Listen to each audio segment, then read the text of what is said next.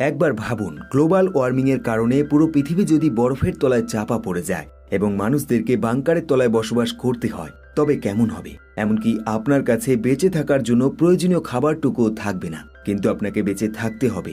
আর এমনই কিছু ঘটে আজকের এই মুভিতে। Hi, this is Nabin and you are watching best of Hollywood. আর আজকের মুভি দ্য কলোনি। মুভি শুরু হয় ভবিষ্যতের পৃথিবীকে দেখিয়ে, যখন গ্লোবাল ওয়ার্মিংয়ের কারণে পুরো পৃথিবী জুড়ে এক বিশাল বরফের চাই তৈরি হয়ে গেছে, যার কারণে মানুষ এখন এই ঠান্ডার হাত থেকে বাঁচার জন্য বেসমেন্টের তলায় বসবাস করা শুরু করে দিয়েছে।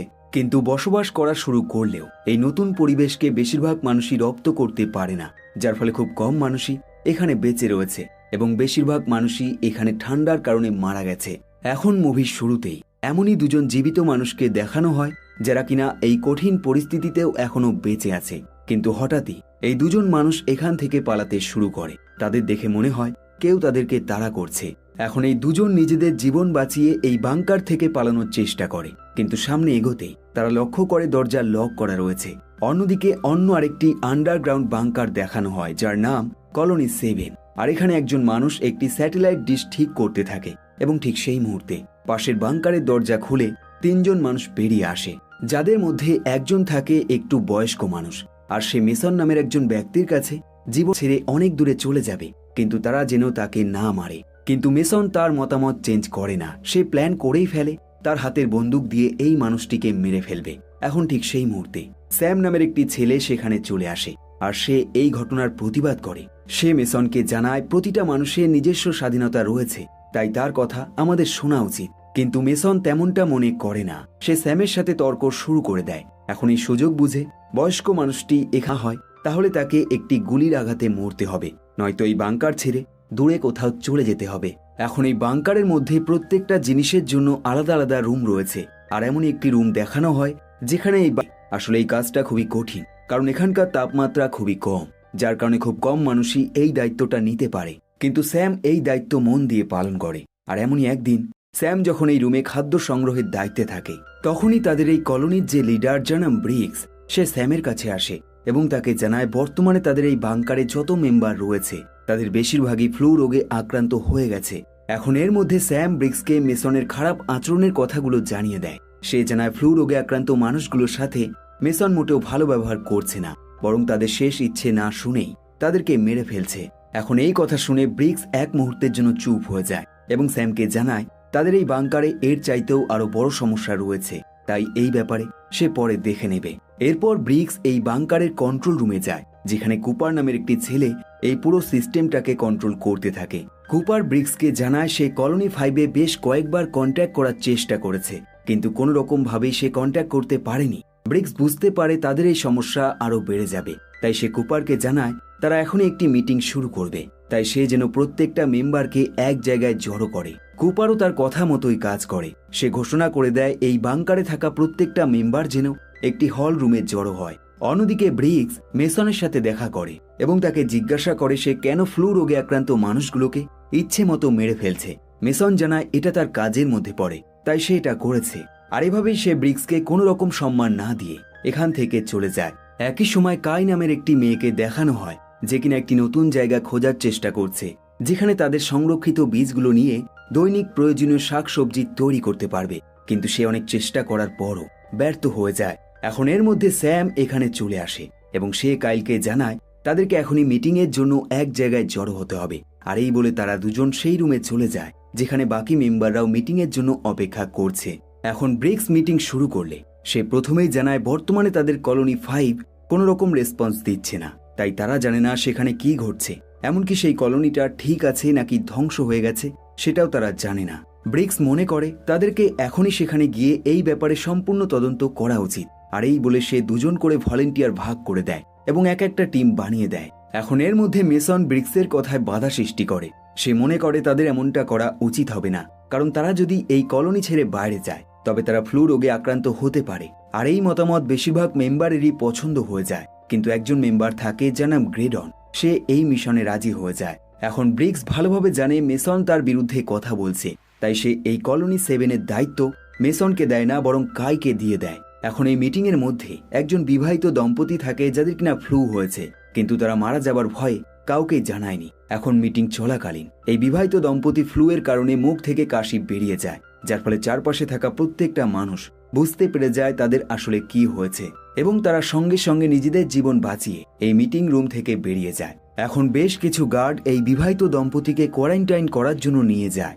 মেসন ব্রিক্সের কাছে দাবি করে তাদের উচিত এখনই এই দুজনের সব রকম টেস্ট করে ফেলা, যাতে তারা এই ফ্লু রোগের হাত থেকে বাঁচতে পারে। কিন্তু ব্রিক্স তাকে জানায় সে যেন এই কাজটা তাদের এই মিশন কমপ্লিট হওয়ার পরেই করে। সে আরো জানায় এই মিশন চলাকালীন তার যদি কোনো দরকার পড়ে তবে সে কাইকে এই ব্যাপারে জানাতে পারে। কিন্তু মেসন এই কথায় মোটেও খুশি হয় না। সে মনে করে কায়ের কাছে এই কলোনি লিডার হওয়ার কোনো রকম যোগ্যতা নেই। অন্যদিকে স্যাম একটি দুঃস্বপ্ন দেখে হঠাৎ করে জেগে ওঠে। সে স্বপ্নে দেখে সে বরফে ভরা জায়গায় আটকে পড়েছে এবং তার মা এই ঠান্ডা সহ্য করতে না পেরে সেখানেই মারা গেছে। পরের দিন সকালে এই গ্রুপ তাদের মিশনে বেরিয়ে পড়ে। তারা মোটা এবং আরামদায়ক জামা কাপড় পরে নেয়, যেগুলো কিনা তাদেরকে ঠান্ডা থেকে রক্ষা করবে। এখন এই গ্রুপে ব্রিক্স, স্যাম এবং গ্রেডন নামে সেই ছেলেটি থাকে। এখন এই তিনজন এখানকার ধ্বংস হয়ে যাওয়া শহরগুলোর দিকে আস্তে আস্তে এগোতে শুরু করে। সম্পূর্ণ চেঞ্জ হয়ে যায়, অর্থাৎ শীতকাল থেকে গরমকাল করা যায়। কিন্তু দুঃখের বিষয় এই মেশিনটা এখন নষ্ট হয়ে গেছে। তাই ব্রিক্স তাদেরকে পরামর্শ দেয় তারা যেন এখানে সময় নষ্ট না করে এবং সামনের দিকে এগিয়ে যায়। এখন এই তিনজন আবারও যাত্রা শুরু করে দেয় এবং কিছু দূর যেতেই তারা এবার একটি ধ্বংস হয়ে যাওয়া ব্রিজ খুঁজে পায়, যেটা দেখে তাদের মনে একটু ভয় উৎপন্ন হয়, কারণ তারা সঠিকভাবে জানে না এই ব্রিজটা কতটা শক্তিশালী। কারণ দীর্ঘ বেশ কয়েক বছর ধরে এটা এখানে রয়েছে এবং কোনো মানুষ এখান দিয়ে চলাচল করছে না। তাই তারা ভয়ে ভয়ে ব্রিজের ওপর দিয়ে এগোতে শুরু করে। কিছুটা যেতেই তারা দেখে ব্রিজের মাঝখানে এক বিশাল বড় গ্যাপ রয়েছে, যেটা কিনা লাফিয়ে পার হওয়া প্রায় অসম্ভব। এখন ব্রিক্স প্রথমে এখান থেকে লাফ দেওয়ার চেষ্টা করে, কিন্তু সে নিচে পড়তে পড়তে বেঁচে যায়। তাই তারা বাধ্য হয়ে পাশের একটি রাস্তা বেছে নেয়। এরপর তারা দেখে এই ব্রিজের মধ্যে একটি গাড়ি দাঁড়িয়ে রয়েছে এবং তার পাশে একটি মানুষ মৃত অবস্থায় পড়ে রয়েছে। এবং অদ্ভুত ব্যাপার, তারা যখন কাছে আসে তারা লক্ষ্য করে গাড়ির ভিতরে এই মানুষটির স্ত্রী রয়েছে এবং তারা দুজনেই নিজেদের বন্দুক দিয়ে নিজেদেরকে মেরে ফেলেছে। এখন ব্রিক্স এখানে অনেক রকম তদন্ত চালায়, কিন্তু সে কোনো রকম ইনফরমেশন পায় না। তাই পুনরায় তার টিম নিয়ে সামনের দিকে এগিয়ে যায়। বেশ কিছু সময় পর তারা একটি ধ্বংস হয়ে যাওয়া হেলিকপ্টার খুঁজে পায়। তারা লক্ষ্য করে হেলিকপ্টারটা ধ্বংস হয়ে গেলেও ভিতরে থাকার মতো বেশ ভালো জায়গা রয়েছে। তাই এটাকে তারা একটি শেল্টার হিসেবে ব্যবহার করার প্ল্যান বানায়। এখন তারা সেই ধ্বংস হয়ে যাওয়া হেলিকপ্টারের ভিতরে ঢুকে ব্রিক্স তার কলোনি 7-এ ইনফরমেশন পাঠিয়ে দেয়। সে জানায় তাদের এই মিশন কিভাবে এগোচ্ছে। একইভাবে সেখান থেকে কুপার ব্রিক্সকে জানায় সেই বিবাহিত দম্পতি সময়ের সাথে সাথে আরো খারাপ হয়ে যাচ্ছে, অর্থাৎ তাদের শরীরে ইনফেকশন দিন দিন বেড়েই চলেছে। এখন ব্রিক্স কুপারকে অর্ডার দেয় মেসন যদি এই দুই বিবাহিত দম্পতিকে মেরে ফেলার চেষ্টা করে তবে সে মেসনের বিরুদ্ধে অবশ্যই যেন স্টেপ নেয়। এখন ব্রিক্স স্যামকে জানায় তারা যেই ঠিকানার উদ্দেশ্যে বেরিয়েছে সেই জায়গাটা তাদের এই হেলিকপ্টার থেকে সামান্য কিছুই দূরে অবস্থিত। এখন স্যাম জানায় কিভাবে সে এই কলোনি 7-এ প্রথমবার পৌঁছেছিল। সে বলে একাধিক মানুষ নিজেদের জীবন বাঁচানোর জন্য খাদ্য সংগ্রহে বাইরে বেরিয়েছিল, কিন্তু তারা যেই শহরে গিয়েছিল সেখান থেকে তারা কখনোই ফেরত আসতে পারেনি, যার ফলে খাদ্যের অভাবে শেল্টারে থাকা মানুষগুলো আস্তে আস্তে মরতে শুরু করেছিল। তাই সে তার মা এবং বোনকে বাঁচানোর জন্য একটি ভালো জায়গার উদ্দেশ্যে যাত্রা শুরু করে। কিন্তু রাস্তার মাঝে আসতেই এক ভয়ানক তুষার ঝড় শুরু হয়ে যায়, যার ফলে তার পুরো ফ্যামিলি সেখানেই মারা যায় এবং তার ভাগ্য ভালো থাকে সে ব্রিক্সের হাতে পড়ে যায় এবং ব্রিক্স তাকে এই কলোনি 7-এ নিয়ে আসে। পরের দিন সকালে এই পুরো টিম আরো একবার যাত্রা শুরু করে দেয় এবং কলোনি 5-এর কাছাকাছি পৌঁছে যায়। তারা যখন কলোনি 5-এর কাছে পৌঁছায় তারা লক্ষ্য করে বরফের মধ্যে অনেক রক্ত পড়ে রয়েছে। এখন এই রক্তের তদন্ত করার জন্য ব্রিক্স প্রথমে সেই কলোনি 5-এর সুড়ঙ্গে প্রবেশ করে এবং বাকি দুজন বাইরে দাঁড়িয়ে থাকে। এর মধ্যে গ্রেডন মনে করে ভিতরে যাওয়াটা খুবই বিপজ্জনক, কিন্তু স্যাম তাকে সাহস যোগায় এবং বোঝায় এত সহজে হার মানলে তারা বেঁচে থাকতে পারবে না, তাই এই রিস্ক তাদের নিতেই হবে। আর এই বলে বাকি দুজন সেই সুড়ঙ্গে প্রবেশ করে। ভিতরে গেলে তারা লক্ষ্য করে এখানে রক্তের পরিমাণ অনেক বেশি।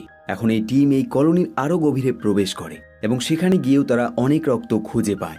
ব্রিক্স গ্রেডনকে একটা বন্দুক দেয় এবং আস্তে আস্তে সামনের দিকে এগোতে শুরু করে। কিছু দূর যেতেই তারা লক্ষ্য করে একটি ঘরের চার দেওয়ালে প্রচুর রক্ত লেগে রয়েছে। এখন এরা মনে করে এখানে যারা যারা বসবাস করত তারা হয়তো প্রত্যেকেই মারা গেছে, আর এই কারণে এই রক্তগুলো এখানে রয়েছে। এখন এর মধ্যে এই তিনজন দূর থেকে একটি আওয়াজ শুনতে পায়। তারা সঙ্গে সঙ্গে সেই আওয়াজের দিকে এগিয়ে যায়, শুধুমাত্র এই আশায় হয়তো কেউ সেখানে বেঁচে রয়েছে। এখন সেখানে পৌঁছে তারা লক্ষ্য করে সামনে একটি দরজা রয়েছে এবং দরজার অবস্থা দেখে মনে হয় কেউ এখানে বন্দী ছিল এবং বাঁচার জন্য সেখানে হাত দিয়ে আঁচড় কেটেছে। ব্রিক্স প্রথমেই সেই দরজা খুলে ভিতরে প্রবেশ করে। ব্রিক্স লক্ষ্য করে এখানে একজন ব্যক্তি বসে রয়েছে। সে মনে করে হয়তো সে মারা গেছে, কিন্তু সে যখন কাছে যায় এই বসে থাকা ব্যক্তি তার দিকে লাফিয়ে এগিয়ে আসে, কারণ সে এদের সাথে ফাইট করতে চায়। আর এর কারণ আর কিছু নয়, বরং এই মানুষটি বেশ ভয় রয়েছে, তাই সে ফাইট করতে চাইছে। এখন স্যাম তাকে বোঝায় তারা তার শত্রু নয়, বরং তাকে হেল্প করতে এখানে এসছে। এই কথা শুনে মানুষটি তাদেরকে এই দরজা পুনরায় বন্ধ করে দিতে বলে। স্যাম তাকে কিছু জল খেতে দেয় এবং সে জানতে পারে এই মানুষটির নাম লিল্যান্ড। স্যাম তাকে আরও খাবার খেতে দেয় যাতে সে তার করা প্রশ্নগুলোর উত্তর দিতে পারে। লিল্যান্ড জানায় সে জানে না এখানে সে কতদিন ধরে রয়েছে, এমনকি সে ছাড়া আর কেউ বেঁচে রয়েছে কিনা সেটাও তার ধারণা নেই। কিন্তু মানুষটি জানায় তারা এই ব্যাপারে আরো ভালো জানতে পারবে যদি এখানকার কমিউনিকেশন রুম থেকে পুনরায় কন্ট্যাক্ট করার চেষ্টা করা হয়। আর এই বলে সে তাদেরকে কমিউনিকেশন, অর্থাৎ সেই বড় মেশিনটি যার সাহায্যে শীতকাল থেকে গরমকাল করা যায়, সেটা সে ঠিক করে ফেলেছে। একইভাবে সে জানায় সে এমন কিছু মাটি খুঁজে পেয়েছে যেটা দরকার, সেটা হলো কিছু বীজ যেগুলো ব্যবহার করে সে চাষবাস করতে পারবে। কিন্তু এরপর মানুষটি তার ঠিকানাটা বলবে তার আগেই ভিডিওটি শেষ হয়ে যায়। লিল্যান্ড জানায় সে এই জায়গাটা খোঁজার জন্য একটি টিম সেখানে পাঠিয়েছিল, কিন্তু সেখানে তারা কোনো কিছুই খুঁজে পায়নি। এরপর লিল্যান্ড তার সেই ঠিকানাটা তাদেরকে ম্যাপের সাহায্যে বুঝিয়ে দেয়, কিন্তু ব্রিক্স তাকে বোঝায় এই ঠিকানা তাকে বোঝালেই হবে না, তার সাথেও এই মিশনে তাকে যেতে হবে। কিন্তু লিল্যান্ড বেশ ভয় থাকে, সে কোনো রকমেই এই ঘর থেকে বাইরে বেরোতে চায় না। এখন এইসব দেখে ব্রিক্স তাকে জিজ্ঞাসা করে তারা যখন এখানে এসেছিল একটি অদ্ভুত শব্দ তারা শুনতে পেয়েছিল, সেই শব্দটা কিসের? কিন্তু লিল্যান্ড জানায় সেই শব্দ সে করেনি। এখন এই কথা শুনে ব্রিক্স গ্রেডনকে অর্ডার দেয় সে যেন এখনই তার কলোনিতে কল করে এবং স্যামকে এখানকার সব কিছু প্রয়োজনীয় জিনিসপত্র উঠিয়ে নিতে বলে। স্যাম দেখে এখানকার ড্রয়ারে বেশ কিছু ডাইনামাইট রয়েছে, তাই সে সেগুলো তার সাথে নিয়ে নেয় এবং গ্রেডন ব্রিক্সকে জানায় তাদের কলোনি থেকে কোনো রকম রেসপন্স আসছে না। এখন এই পুরো টিম এখান থেকে বেরোনোর জন্য রেডি হয়ে যায়, কিন্তু বাইরে থেকে তারা আবারও সেই অদ্ভুত শব্দ শুনতে পায়। ব্রিক্স ব্যাপারটা বোঝার জন্য দরজার ফাঁকা দিয়ে বাইরেটা ভালোভাবে দেখে, কিন্তু সে কোনো রকম কিছুই খুঁজে পায় না। তাই সে লিল্যান্ডকে এবং তার টিমকে এখনই এখান থেকে বের হতে বলে। এখন এই চারজন আস্তে আস্তে এগোতে শুরু করে, কিন্তু কিছু দূর যেতে লিল্যান্ড পাশ দিয়ে পালিয়ে যায় এবং অন্য একটি ঘরে লুকিয়ে পড়ে। এখন এই তিনজন লিল্যান্ডকে আর জোর করে না, তারা সেই শব্দের দিকে আস্তে আস্তে এগিয়ে যায় এবং কিছু দূর যেতে তারা এমন কিছু দেখতে পায় যেগুলো কিনা তাদেরকে সম্পূর্ণ চমকে দেয়। তারা লক্ষ্য করে দুজন মানুষ হিংস্র পশুর মতো হয়ে গেছে এবং তারা মানুষদেরকে খেতে শুরু করেছে।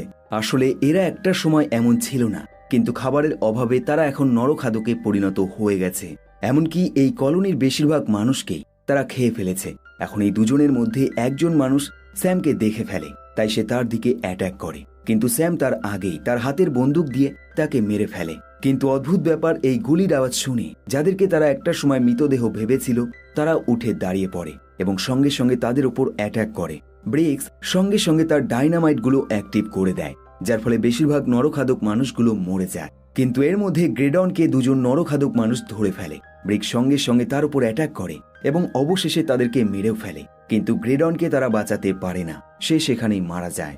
এখন এই দুজন পুনরায় দৌড়াতে শুরু করে এবং রাস্তার মাঝে একাধিক নরখাদক মানুষকে মারতে মারতে এগিয়ে যায়। কিন্তু এই গুলির আওয়াজে কলোনিতে থাকা বাকি নরখাদক মানুষগুলো বেরিয়ে আসে। এদিকে ব্রিক্স এবং স্যাম কোনো রকমে এই কলোনি থেকে বেরিয়ে আসে এবং ভিতরে একটি ডাইনামাইট ফেলে দিয়ে এখান থেকে পালিয়ে যায়, যার ফলে পুরো বাংকারটা এক নিমেষে ধ্বংস হয়ে যায় এবং ভিতরে থাকা নরখাদক মানুষগুলো মরে যায়। এরপর এরা দুজন তাদের কলোনির উদ্দেশ্যে যাত্রা শুরু করে দেয়, কিন্তু মাঝ রাস্তায় পৌঁছে তারা একটি ধ্বংস হয়ে যাওয়া হেলিকপ্টার দেখতে পায়। স্যাম মনে করে তাদেরকে এই যাত্রা কন্টিনিউ করে যাওয়া উচিত, কিন্তু ব্রিক্স তাকে বোঝায় এখানকার তাপমাত্রা সময়ের সাথে সাথে কমে যাচ্ছে, তাই তারা এই যাত্রা কমপ্লিট করতে পারবে না। তাই সে তাকে পরামর্শ দেয় তাদের উচিত এই ধ্বংস হয়ে যাওয়া হেলিকপ্টারে আশ্রয় নেওয়া।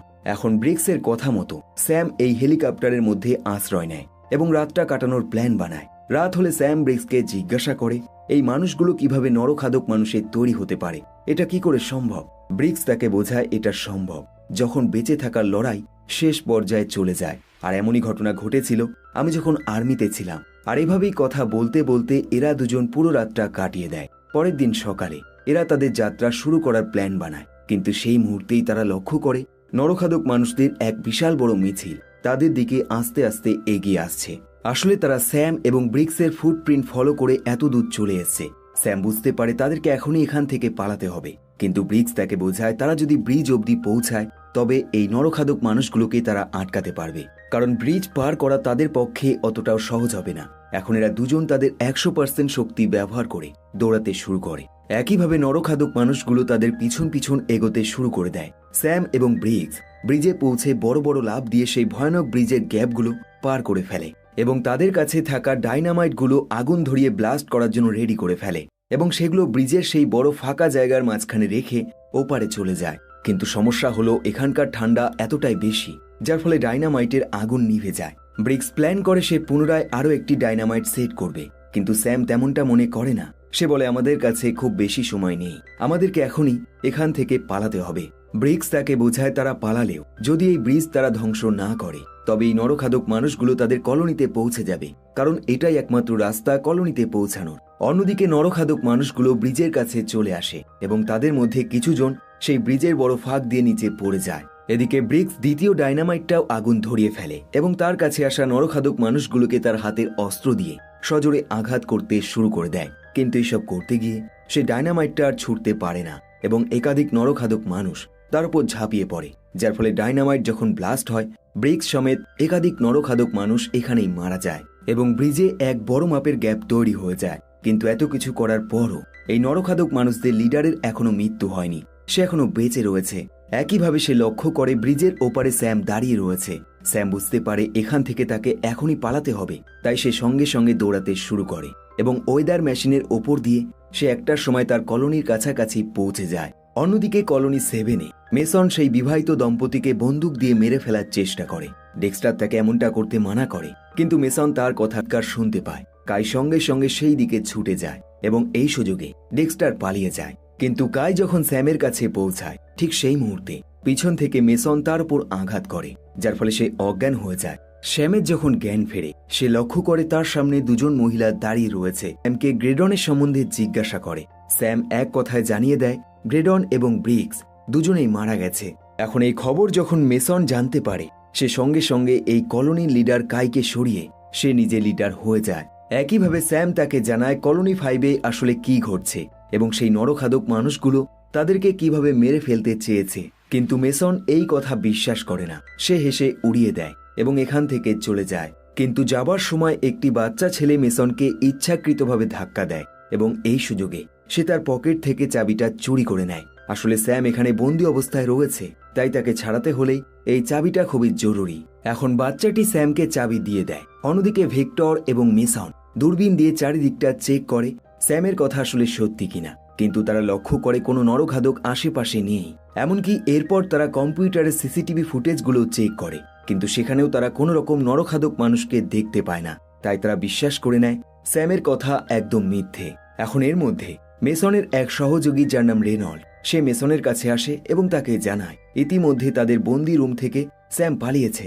অন্যদিকে স্যাম কায়ের রুমে চলে যায়, যেখানে সে লক্ষ্য করে কাই তার মতোই বন্দি অবস্থায় রয়েছে। তাই সে তাকে সঙ্গে সঙ্গে মুক্ত করে এবং কম্পিউটার রুমে চলে যায়। স্যাম প্রথমে কমিউনিকেশন সিস্টেম ব্যবহার করে সেই লোকেশনটা খুঁজে বের করে যেখানে ওয়েদার মেশিন সম্পূর্ণ ঠিকঠাক রয়েছে এবং আবহাওয়া ঠান্ডা নয় বরং গরম রয়েছে। স্যাম সঙ্গে সঙ্গে বেশ কিছু বীজ এবং খাবার তার সাথে নিয়ে নেয় এবং সেই লোকেশনের উদ্দেশ্যে যাত্রা শুরু করে দেয়। কিন্তু এই কলোনি থেকে বেরোনোর আগে মেসনের টিম তাকে ধরে ফেলে এবং এক কথায় জানায় তারা এখান থেকে পালাতে পারবে না। কিন্তু সেই মুহূর্তে তাদের কলোনির বাইরের অংশ দিয়ে এক অদ্ভুত আওয়াজ ভেসে আসে। তারা সঙ্গে সঙ্গে আরও একবার সিসিটিভি রুমে যায় এবং লক্ষ্য করে এরা আর কেউ নয়, স্বয়ং সেই নরখাদক মানুষগুলো। আর তারা সেই সব কাজগুলো করছে যেগুলো কিনা খুবই ভয়ানক। যেমন এই নরখাদক মানুষগুলো লিডার ডেক্সটারের মাথাটা অর্ধেক করে তাদের ক্যামেরার সামনে নিয়ে আসে।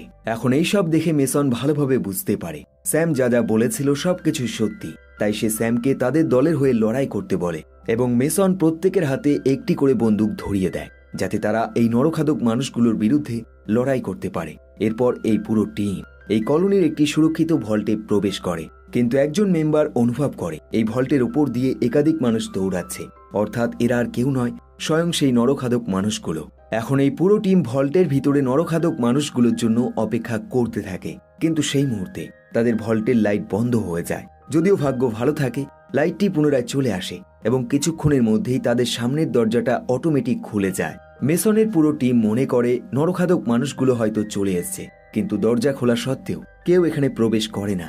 বরং কিছু মুহূর্তের মধ্যেই সেই নরখাদক মানুষগুলো তাদের পিছন থেকে দেওয়াল ভেঙে প্রবেশ করে, যার ফলে কুপার সেখানেই মারা যায়। এরপর সেই ভয়ানক মানুষগুলো মেসনের পুরো টিমের উপর অ্যাটাক করে, কিন্তু ভাগ্য ভালো থাকে সেই বাচ্চাটি তার আগেই দরজাটা বন্ধ করে দেয়। অন্যদিকে মেসন এবং স্যাম ভালোভাবে বুঝতে পারে তারা বেশ বড়সড় বিপদে পড়ে গেছে, কারণ তাদের চারপাশে সেই ভয়ানক মানুষগুলো রয়েছে এবং তাদের হাঁটা চলার শব্দ তারা ভালোভাবে শুনতে পারছে। এখন এর মধ্যে বেশ কিছু নরখাদক মানুষ তাদের উপর অ্যাটাক করে, তারাও তাদের বন্দুক দিয়ে তাদেরকে মেরে ফেলে। কিন্তু এই বিপদ এখানে শেষ হয় না, বরং তার চাইতেও আরো বেশি ভয়ানক মানুষ এই ভেন্টের মধ্যে ঢুকে পড়ে। এখন গ্রেডনের বাবা এই নরখাদক মানুষদের লিডারের সাথে লড়াই করার প্ল্যান বানায় এবং স্যাম বাকি মেম্বারদেরকে এখান থেকে সুরক্ষিতভাবে নিয়ে যাবার চেষ্টা করে। এখন এই ভয়ানক মানুষদের লিডার খুব সহজেই গ্রেডনের বাবাকে মেরে ফেলে। অন্যদিকে মেসন একটি সুরক্ষিত রুমে প্রবেশ করে, কিন্তু স্যাম এবং কাই সেখানে ঢুকবে তার আগে সে সেখানকার দরজাটা বন্ধ করে দেয়। এখন সেই রুমের ভিতরে অন্য একটি মহিলা থাকে, যে কিনা এটা ভালোভাবে বুঝতে পারে স্যাম এবং কাই কতটা বিপদে রয়েছে। তাই সে সঙ্গে সঙ্গে মেসনকে তার বন্দুক দিয়ে সজোরে আঘাত করে এবং দরজাটা খুলে দেয় যাতে তারা ঢুকতে পারে, যার ফলে তারা দুজনেই নরখাদক মানুষগুলো আসার আগে এই রুমে সুরক্ষিতভাবে প্রবেশ করে যায়। কিন্তু সমস্যা হলো এই দরজাটা খুব একটা শক্তিশালী নয়, অর্থাৎ এটা যখন তখন ধাক্কা দিলেই ভেঙে যেতে পারে। তাই স্যাম পাশে থাকা একটি ভেন্টিলেটর খুলে তার মধ্যে দিয়ে এগিয়ে যায়, কিন্তু এখানে সে মেসনকে ঢুকতে দেয় না, বরং সে তাকে একটি বন্দুক দিয়ে জানায় তার জীবন এই বন্দুকের গুলির উপর নির্ভর করছে। আর এই বলে সে চলে যায়। এই সব কিছুর পর মেসন লক্ষ্য করে সেই নরখাদক মানুষগুলো তার সামনে চলে এসছে। সে সঙ্গে সঙ্গে পাশে থাকা একটা গ্যাস সিলিন্ডার লক্ষ্য করে গুলি করে, যার ফলে এক ভয়ানক বিস্ফোরণ ঘটে এবং রুমে থাকা প্রত্যেকেই সেখানে মারা যায়। শুধুমাত্র এই ভয়ানক মানুষদের লিডার বেঁচে যায়, আর সে কোনো রকমে সেই ভেন্টিলেটরে প্রবেশ করে যায়। সে প্রথমেই স্যামের সাথে ফাইট শুরু করে দেয়, আর এভাবেই ফাইট করতে করতে তারা ভেন্টিলেটরের পাইপ দিয়ে অন্য একটি রুমে চলে যায়। এখন সেই লিডার স্যামকে ইচ্ছে মতো মারধর করে এবং তাকে চিরজীবনের মতো মেরে ফেলবে। ঠিক তখনই স্যাম তার 100% শক্তি ব্যবহার করে তার পাশে থাকা একটি চাকু দিয়ে সেই লিডারকে সজোরে আঘাত করে এবং তারপর একটি লোহার রড দিয়ে তাকে ইচ্ছে মতো মারধর করে যায় এবং একটা সময় সে সেই লিডারের গলা কেটে ফেলে, যার ফলে তার মৃত্যু হয়ে যায়। এখন বেঁচে থাকা মেম্বাররা কোনো রকমে এই কলোনি 7 থেকে বাইরে বেরিয়ে আসে এবং বাইরে দাঁড়িয়ে তারা লক্ষ্য করে তাদের সেই কলোনি 7 আগুনে পুড়ে ছাই হয়ে যাচ্ছে। কিন্তু তারা ভালোভাবে জানে এইসবে মায়া দেখিয়ে কোনো লাভ নেই, কারণ এটা এমন একটা জায়গা যেখানে তাদের বিপদ ছাড়া আর কিছুই নেই। তাই তারা সোজা সেই লোকেশনের উদ্দেশ্যে যাত্রা শুরু করে দেয়, যেখানে ওয়েদার মেশিন এখনো ঠিকঠাক রয়েছে। আর এই মুভিটা এখানেই শেষ হয়ে যায়। কমেন্ট করে জানাতে পারেন আপনার মতামত। সবশেষে ধন্যবাদ আপনাকে ভিডিওটি শেষ পর্যন্ত দেখার জন্য। আবার দেখা হবে নতুন ভিডিওর সাথে, নতুন গল্পের সাথে। দেখতে থাকুন বেস্ট অফ হলিউড।